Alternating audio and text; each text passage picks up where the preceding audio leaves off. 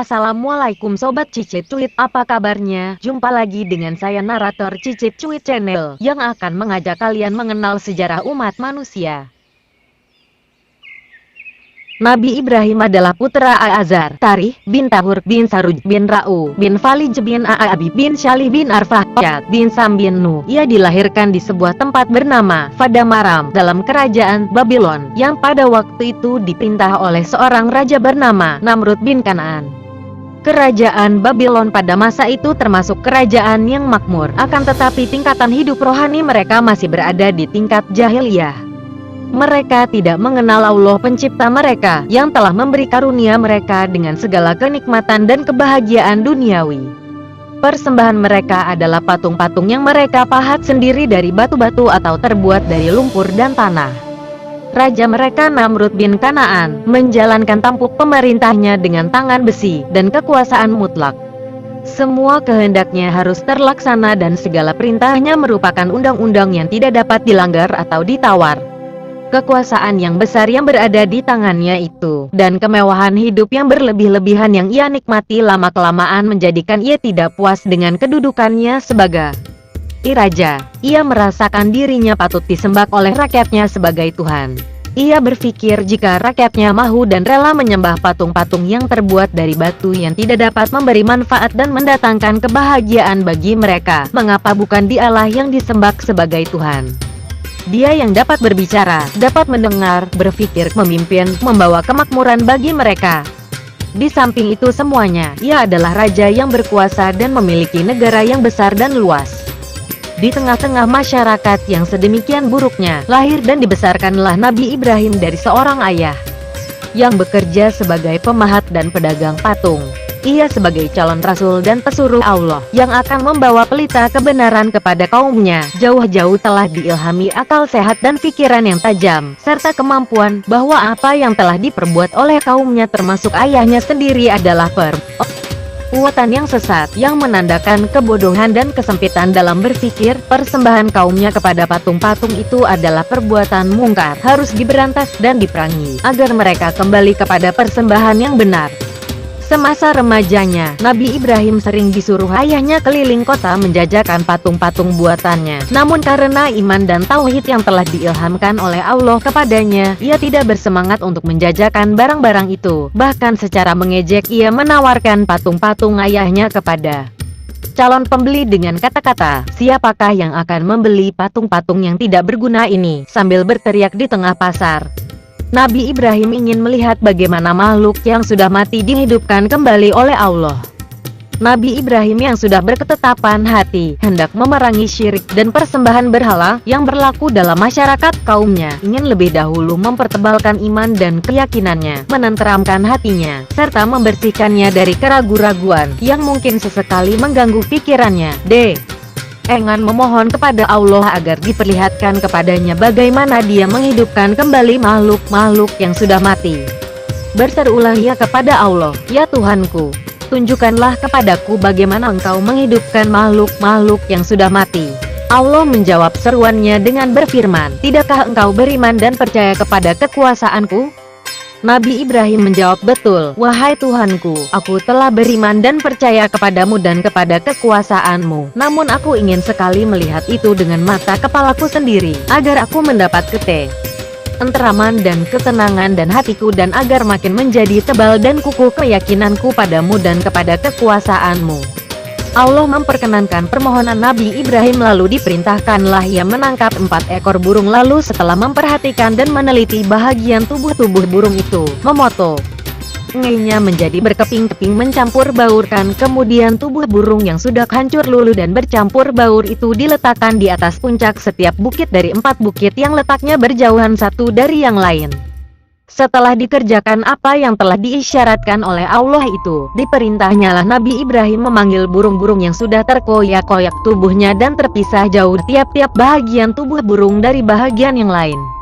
Dengan izin Allah dan kuasanya datanglah berterbangan 4 ekor burung itu dalam keadaan utuh bernyawa seperti sedia kala. Begitu mendengar seruan dan panggilan Nabi Ibrahim kepadanya, lalu hinggaplah 4 burung yang hidup kembali itu di depannya. Dilihat dengan mata kepalanya sendiri bagaimana lah yang maha berkuasa dapat menghidupkan kembali makhluknya yang sudah mati sebagaimana dia menciptakannya dari sesuatu yang tidak ada.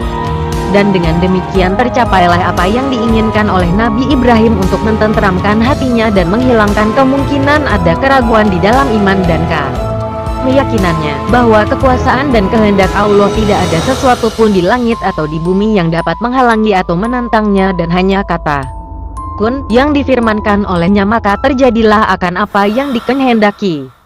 Fayakun. Nabi Ibrahim berdakwah pada ayah kandungnya Azar. Ayah Nabi Ibrahim tidak terkecuali sebagaimana kaumnya yang lain, bertuhan dan menyembah berhala. Bahya adalah pedagang dari patung-patung yang dibuat dan dipahatnya sendiri, dan orang membeli patung-patung yang dijadikan persembahan.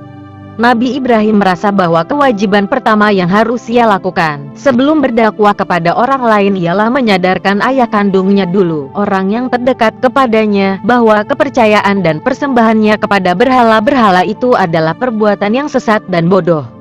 Beliau merasakan bahwa kebaktian kepada ayahnya mewajibkannya memberi penerangan kepadanya agar melepaskan kepercayaan yang sesat itu dan mengikutinya, beriman kepada Allah yang Maha Kuasa. Dengan sikap yang sopan dan adab yang patut ditunjukkan oleh seorang anak terhadap orang tuanya, dan dengan kata-kata yang halus ia datang kepada ayahnya menyampaikan bahwa ia diutuskan oleh Allah sebagai nabi dan rasul, dan bahwa ia telah diilhamkan dengan pengetahuan dan ilmu yang tidak dimiliki oleh ayahnya. Ia bertanya kepada ayahnya dengan lemah lembut apa gerangan yang mendorongnya untuk menyembah berhala seperti kaumnya, padahal ia mengetahui bahwa berhala-berhala itu tidak berguna sedikit pun, tidak dapat mendatangkan keuntungan bagi penyembahnya. Diterangkan pula kepada ayahnya bahwa penyembahan kepada berhala-berhala itu adalah semata-mata ajaran setan yang memang menjadi musuh kepada manusia sejak Adam diturunkan ke bumi. Ia berseru kepada ayahnya agar merenungkan dan memikirkan nasihat dan ajakannya untuk berpaling dari berhala-berhala dan kembali menyembah pada Allah yang menciptakan manusia dan semua makhluk yang Dia hidupkan, memberi mereka rezeki dan kenikmatan hidup, serta menguasakan bumi dengan segala isinya kepada manusia. Azar atau bapaknya Nabi Ibrahim menjadi merah mukanya mendengar kata-kata seruan puteranya Nabi Ibrahim yang ditanggapinya sebagai dosa dan hal yang kurang patut, bahwa puteranya telah berani mengecam dan menghina kepercayaan ayahnya, bahkan mengajakannya untuk meninggalkan kepercayaan itu dan menganut kepercayaan dan agama yang ia bawa. Ia tidak menyembunyikan murka dan marahnya, tetapi dinyatakannya dalam kata-kata yang kasar, seakan-akan tidak ada hubungan di antara mereka. Ia berkata kepada Nabi Ibrahim dengan nada gusar, "Hai Ibrahim, berpalingkah engkau dari kepercayaan dan persembahanku, dan kepercayaan apakah yang engkau berikan kepadaku, yang menganjurkan agar aku mengikutinya? Janganlah engkau membangkitkan amarahku dan coba mendurhakaiku. Jika engkau tidak menghentikan penyelewenganmu dari agama ayahmu, tidak engkau hentikan usahamu mengecam dan memburuk-burukan persembahanku, maka keluarlah engkau dari rumahku ini. Aku tidak sudi bercampur denganmu di dalam suatu rumah di bawah suatu atap. Pergilah engkau dari mukaku sebelum aku menimpamu dengan batu dan mencelakakan engkau." Nabi Ibrahim menerima kemarahan ayahnya, pengusiran dan kata-kata kasarnya dengan sikap tenang. Normal selaku anak terhadap ayah seraya berkata, "Oh ayahku, semoga engkau selamat. Aku akan tetap memohonkan ampun bagimu dari Allah, dan akan tinggalkan kamu dengan persembahan selain kepada Allah. Mudah-mudahan aku tidak menjadi orang yang celaka dan malang dengan doaku untukmu." Lalu keluarlah Nabi Ibrahim meninggalkan rumah ayahnya dalam keadaan sedih dan prihatin, karena tidak berhasil mengangkatkan ayahnya dari lembah syirik dan kufur.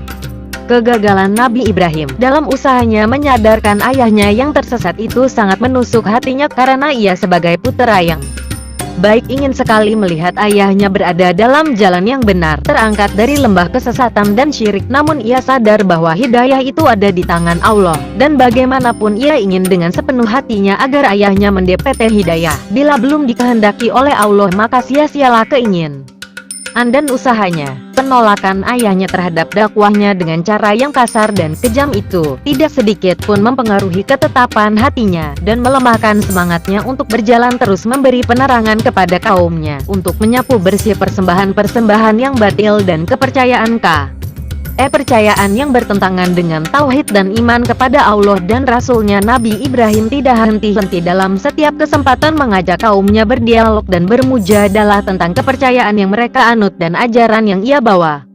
Dan ternyata bahwa bila mereka sudah tidak berdaya menilai dan menyanggah alasan-alasan dan dalil-dalil yang dikemukakan oleh Nabi Ibrahim tentang kebenaran ajarannya dan kebatilan kepercayaan mereka, maka dalil dan alasan yang usanglah yang mereka kemukakan, yaitu bahwa mereka hanya meneruskan apa yang oleh bapak-bapak dan nenek moyang mereka dilakukan, dan sesekali mereka tidak akan melepaskan kepercayaan dan agama yang telah mereka warisi. Nabi Ibrahim akhirnya merasa tidak bermanfaat lagi berdebat dan bermujadalah dengan kaumnya yang berkepala batu, yang tidak mau menerima keterangan dan bukti nyata yang dikemukakan, dan selalu berpegang pada satu-satunya alasan bahwa mereka tidak akan menyimpang dari cara persembahan nenek moyang mereka, walaupun oleh Nabi Ibrahim dinyatakan berkali-kali bahwa mereka dan bapak-bapak mereka keliru dan tersesat mengikuti jejak syaitan dan iblis. Nabi Ibrahim kemudian merancang akan membuktikan kepada kaumnya dengan perbuatan yang nyata yang dapat mereka lihat dengan mata kepala mereka sendiri bahwa berhala-berhala dan patung-patung mereka betul-betul tidak berguna bagi mereka dan bahkan tidak dapat menyelamatkan dirinya sendiri. Adalah sudah menjadi tradisi dan kebiasaan penduduk kerajaan Babylon bahwa setiap tahun mereka keluar kota beramai-ramai pada suatu hari raya yang mereka anggap sebagai keramat. Berhari-hari mereka tinggal di luar kota di suatu padang terbuka, berkemah dengan membawa bekalan makanan dan minuman yang cukup. Mereka bersukaria dan bersenang-senang sambil meninggalkan kota-kota mereka sampai kosong dan sunyi. Mereka berseru dan mengajak semua penduduk agar keluar meninggalkan rumah dan turut beramai-ramai menghormati hari-hari suci itu. Nabi Ibrahim yang juga turut diajak turut serta berlagak berpura-pura sakit dan diizinkanlah ia tinggal di rumah, apalagi mereka merasa khawatir bahwa penyakit Nabi Ibrahim yang dibuat-buat itu akan menular dan menjalar di kalangan mereka bila ia turut serta. Inilah dia kesempatan yang ku nantikan, kata hati Nabi Ibrahim tatkala melihat kota sudah kosong dari penduduknya. Sunyi senyap, tidak terdengar kecuali suara burung-burung yang berkicau, suara daun-daun pohon yang gemerisik ditiup angin kencang. Dengan membawa sebuah kapak di tangannya, ia pergi menuju kuil tempat kaumnya menyembah patung yang sudah ditinggalkan tanpa penjaga, tanpa juru kunci, dan hanya deretan patung-patung yang terlihat di serambi tempat peribadatan itu. Sambil menunjuk kepada sembahan bunga-bunga dan makanan yang berada di setiap kaki patung, berkata Nabi Ibrahim sambil mengejek, "Mengapa kamu tidak makan makanan yang lezat yang disajikan bagi kamu ini?" Jawablah aku, dan berbicaralah. Kemudian ditamparlah patung-patung itu dan dihancurkannya berpotong-potong dengan kapak yang berada di tangannya. Patung yang besar ditinggalkannya utuh, tidak diganggu, yang pada lehernya dikalungkanlah kapak Nabi Ibrahim itu. Terperanjat dan terkejutlah para penduduk tatkala pulang dari berpesta ria di luar kota dan melihat keadaan patung-patung Tuhan-Tuhan mereka hancur berantakan dan menjadi potongan-potongan dan berserakan di atas lantai. Bertanyalah satu kepada yang lain dengan nada heran dan takjub, "Siapakah gerangan yang telah berani melakukan perbuatan yang jahat dan keji ini terhadap Tuhan-Tuhan persembahan mereka ini?" Berkata salah seorang di antara mereka, "Ada kemungkinan bahwa orang yang selalu mengolok-olok dan mengejek persembahan kami yang bernama Ibrahim itulah yang melakukan perbuatan yang berani ini." Seorang yang lain menambah keterangan dengan berkata, "Bahkan dialah yang pasti berbuat, karena ia adalah satu-satunya orang yang tinggal di kota sewaktu kami semua berada di luar merayakan hari suci dan keramat itu." Selidik punya selidik, akhirnya terdapat kepastian yang tidak diragukan lagi bahwa Ibrahimlah yang merusakkan dan memusnahkan patung-patung itu. Rakyat kota beramai-ramai membicarakan kejadian yang dianggap suatu kejadian atau penghinaan yang tidak dapat diampuni terhadap kepercayaan dan persembahan mereka. Suara marah, jengkel, dan kutukan terdengar dari segala penjuru yang menuntut agar si pelaku diminta bertanggung jawab dalam suatu pengadilan terbuka, di mana seluruh rakyat penduduk kota dapat turut serta menyaksikannya. Dan memang itulah yang diharapkan oleh Nabi Ibrahim, agar pengadilannya dilakukan secara terbuka di mana semua warga masyarakat dapat turut menyaksikannya. Karena dengan cara demikian beliau dapat secara terselubung berdakwah menyerang kepercayaan mereka yang batil dan sesat itu, seraya menerangkan kebenaran agama dan kepercayaan yang ia bawa. Kalau di antara yang hadir ada yang masih boleh diharapkan terbuka hatinya bagi iman dari tauhid yang ia ajarkan dan dakwahkan, hari pengadilan ditentukan dan datang rakyat dari segala pelosok berduyun-duyun mengunjungi padang terbuka yang disediakan bagi sidang pengadilan itu. Ketika Nabi Ibrahim datang menghadap para hakim yang akan mengadili, ia disambut oleh para hadirin dengan teriakan kutukan dan cercaan, menandakan sangat gusarnya para penyembah berhala terhadap beliau yang telah berani menghancurkan persembahan mereka. Ditanyalah Nabi Ibrahim oleh para hakim, "Apakah engkau yang melakukan penghancuran dan merusakkan Tuhan-Tuhan kami?" Dengan tenang dan sikap dingin, Nabi Ibrahim menjawab, "Patung besar yang berkalungkan kapak di lehernya itulah yang melakukannya. Coba tanya saja kepada patung-patung itu siapakah yang menghancurkannya." Para hakim terdiam sejenak seraya melihat yang satu kepada yang lain dan berbisik-bisik seakan-akan Ibrahim yang mengandung ejekan itu. Kemudian berkata si hakim, "Engkau akan tahu bahwa patung-patung itu tidak dapat bercakap dan berkata, mengapa engkau minta kami bertanya kepadanya?" Tibalah waktunya yang memang dinantikan oleh Nabi Ibrahim. Maka sebagai jawaban atas pertanyaan yang terakhir itu beliau berpidato membentangkan kebatilan persembahan mereka, yang mereka pertahankan mati-matian, semata-mata hanya karena adat itu adalah warisan nenek moyang. Berkata Nabi Ibrahim kepada para hakim itu, "Jika demikian halnya, mengapa kamu sembah patung-patung itu, yang tidak dapat berkata, tidak dapat melihat dan tidak dapat mendengar, tidak dapat membawa manfaat atau menolak mudarat, bahkan tidak dapat menolong dirinya dari kehancuran dan kebinasaan? Alangkah bodohnya kamu dengan kepercayaan dan persembahan kamu itu. Tidakkah dapat kamu berpikir dengan akal yang sehat bahwa persembahan kamu adalah perbuatan yang keliru yang hanya dipahami oleh syaitan? Mengapa kamu tidak menyembah Tuhan yang menciptakan kamu, menciptakan alam sekeliling kamu dan menguasakan kamu di atas bumi dengan segala isi dan kekayaan? Alangkah hina-hinanya kamu dengan persembahan kamu itu." Setelah selesai Nabi Ibrahim menguraikan pidatonya itu, para hakim menetapkan keputusan bahwa Nabi Ibrahim harus dibakar hidup-hidup sebagai ganjaran atas perbuatannya menghina dan menghancurkan Tuhan-Tuhan mereka. Maka berserulah para hakim kepada rakyat yang hadir menyaksikan pengadilan itu, "Bakarlah ia dan belalah Tuhan-Tuhanmu, jika kamu benar-benar setia kepadanya." Nabi Ibrahim dibakar hidup-hidup. Keputusan mahkamah telah dijatuhkan. Nabi Ibrahim harus dihukum dengan membakar hidup-hidup dalam api yang besar, sebesar dosa yang telah dilakukan. Persiapan bagi upacara pembakaran yang akan disaksikan oleh seluruh rakyat sedang diaturkan. Tanah lapang bagi tempat pembakaran disediakan dan diadakan pengumpulan kayu bakar dengan banyaknya, di mana tiap penduduk secara gotong royong harus mengambil bagian membawa kayu bakar sebanyak yang ia dapat, sebagai tanda bakti kepada Tuhan-Tuhan persembahan mereka yang telah dihancurkan oleh Nabi Ibrahim. Berduyun-duyunlah para penduduk dari segala penjuru kota membawa kayu bakar sebagai sumbangan dan tanda bakti kepada Tuhan mereka. Di antara terdapat para wanita yang hamil dan orang yang sakit yang membawa sumbangan kayu bakarnya dengan harapan memperoleh ibarokah dari Tuhan-Tuhan mereka dengan menyembuhkan penyakit mereka atau melindungi yang hamil dikala ia bersalin. Setelah terkumpul kayu bakar di lapangan yang disediakan untuk upacara pembakaran dan tertumpuk serta tersusun laksan sebuah bukit, berduyun-duyunlah orang datang untuk menyaksikan pelaksanaan hukuman atas diri Nabi Ibrahim. Kayu lalu dibakar dan terbentuklah gunung berapi yang dahsyat dan menggunung itu.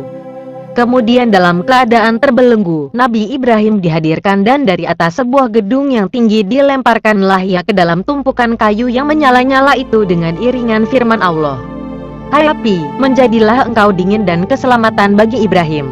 Sejak keputusan hukuman dijatuhkan sampai saat ia dilemparkan ke dalam bukit api yang menyala-nyala itu, Nabi Ibrahim tetap menunjukkan sikap tenang dan tawakal karena iman dan keyakinannya bahwa Allah tidak akan rela melepaskan hamba. Pesuruhnya menjadi makanan api dan kurban keganasan orang-orang kafir musuh Allah.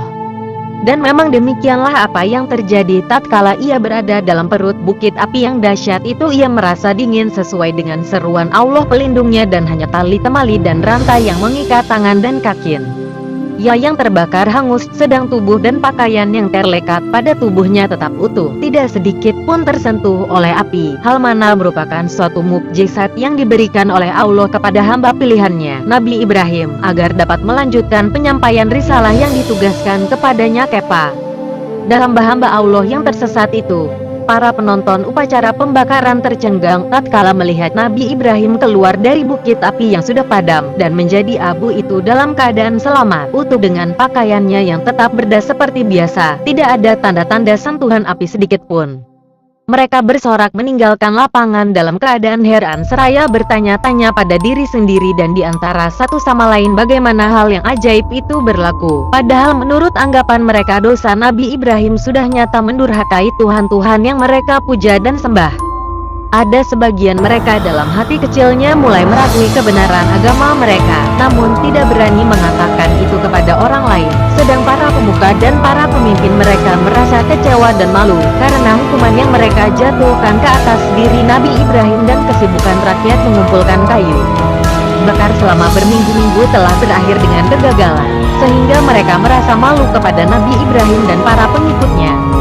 Mukjizat yang diberikan oleh Allah kepada Nabi Ibrahim sebagai bukti nyata akan kebenaran dakwahnya, telah menimbulkan kegoncangan dalam kepercayaan sebahagian penduduk terhadap persembahan dan patung-patung mereka, dan membuka mata hati banyak daripada mereka untuk memikirkan kembali ajakan Nabi Ibrahim dan dakwahnya. Bahkan tidak kurang daripada mereka yang ingin menyatakan imannya kepada Nabi Ibrahim, namun khawatir akan mendapat kesulitan dalam penghidupan akibat kemarahan dan balas dendam para pemuka dan para pembesarnya yang mungkin akan menjadi hilang akal bila merasakan bahwa pengaruhnya telah beralih ke pihak Nabi Ibrahim. Demikianlah sobat cicit cuit kisah tentang Nabi Ibrahim. Terima kasih sudah menonton channel kami. Wassalamualaikum warahmatullahi wabarakatuh.